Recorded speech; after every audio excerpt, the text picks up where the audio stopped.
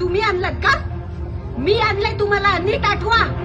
कसं तू कसं घेऊन मला?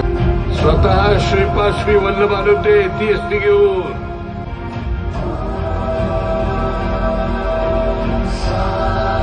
आणि कोण होता तो? पाप पुण्याचा तराजू आपल्या हातात नसतो मॅडम.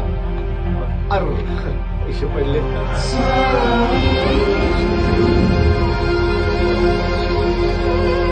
मैं कैलाश का रहने वाला, नाम है मेरा शंकर. कोण होता तो? स्वतः गजानन महाराज आले होते तुझ्या मदतीला. एमएटी घेऊन कोण आलं होतं? स्वतः शिर्डीचे साईबाबा आणि गगनगिरी महाराज आले होते.